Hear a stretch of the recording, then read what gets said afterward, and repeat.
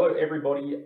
My name is Ranger Andy, and welcome to the QUOLL Den, brought to you by the Woodlands and Wetlands Trust. We are Mulligan's Flat and Jerrabomberra Wetlands, operating out of Canberra, Australia.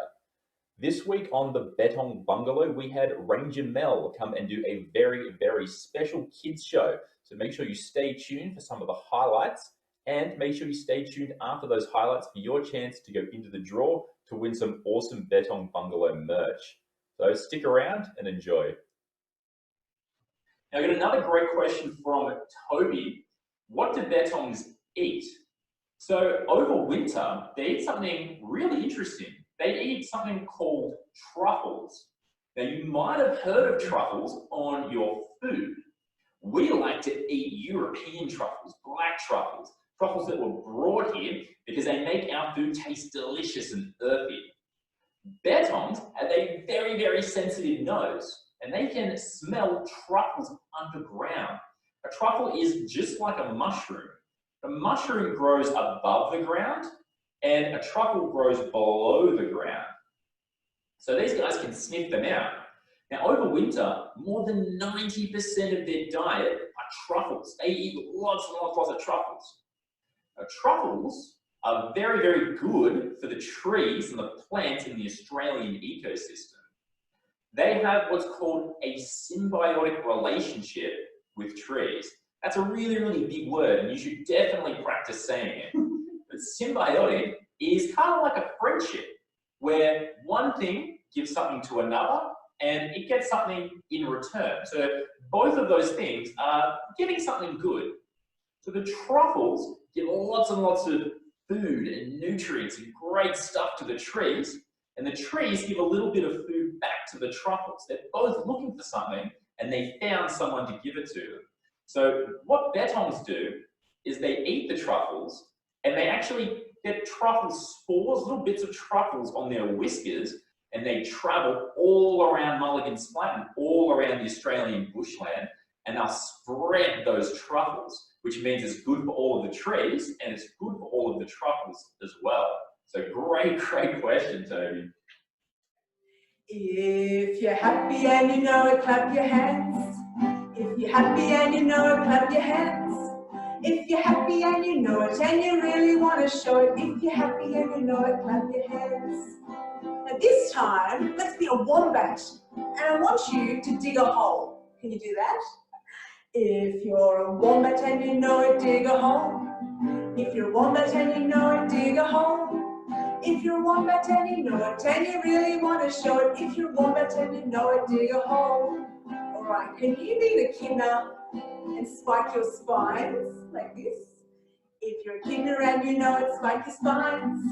If you're a kidder and you know it, spike your spines. If you're a kidder and you know it and you really want to show it, if you're a kidder and you know it, spike your spines. How about a betong? I think you know what betongs do now. If you're a betong and you know it, hop around. If you're a betong and you know it, hop around. If you're a betong and you know it and you really want to show it, if you're a betong and you know it, hop around.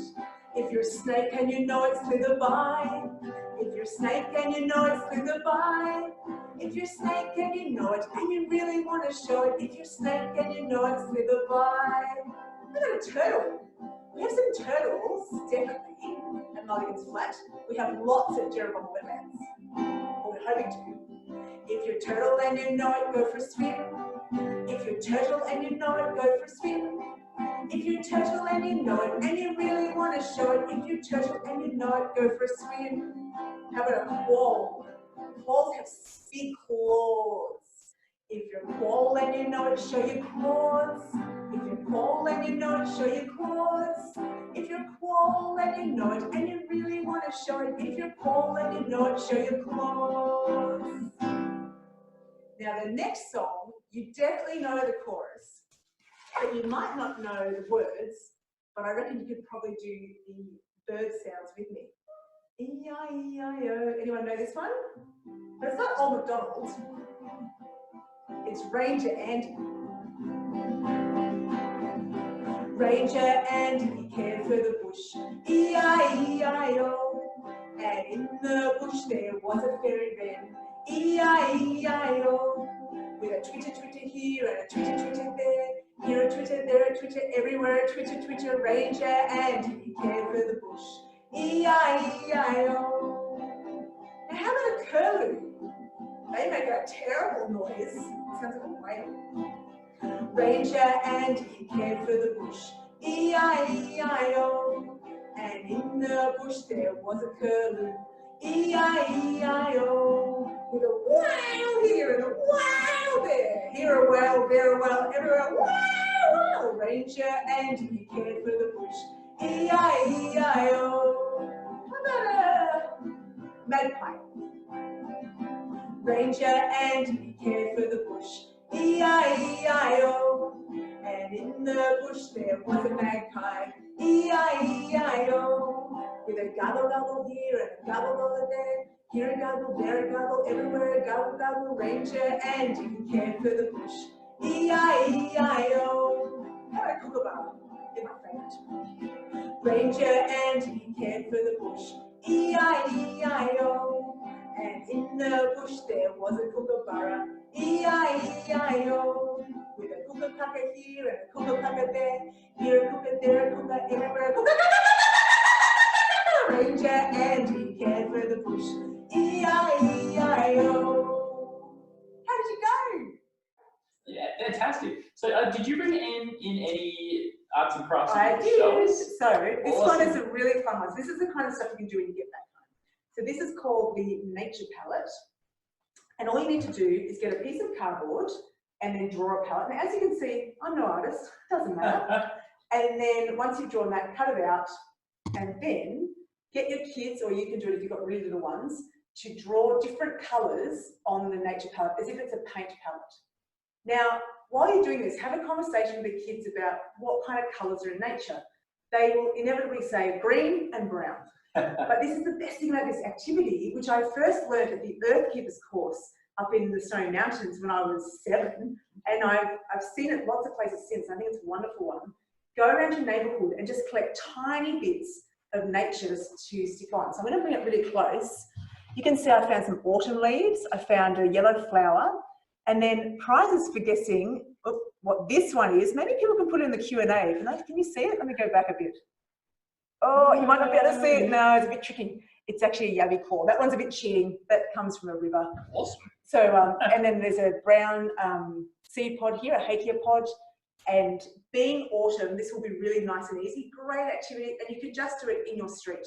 We are so lucky in our cities that we have nature even in our cities. Even my friends in Sydney can do this kind of activity. So that's one. And the other one, I hope you guys had a great time watching those highlights. It was certainly awesome to have Ranger Mel on the show. I hope all of the kids at home had a really, really good time playing along. Now on to our giveaway. The question for this week is, what was the second arts and crafts that Mel Sims was talking about after we talked about the colour palette idea? So there were 3 things that we talked about being able to do while you're at home. What was the second one, the one right in the middle? If you watched the live stream, you'll definitely remember this one. So as always, I hope everybody is staying safe and healthy at home. This week on the Betong Bungalow, we're talking about carnivorous plants. It's going to be awesome and really, really science-based. So make sure you tune in at 6 p.m. this Friday for the Betong Bungalow to get all of that awesome information and entertainment. So thank you everybody for tuning in. Stay safe and stay healthy. Goodbye.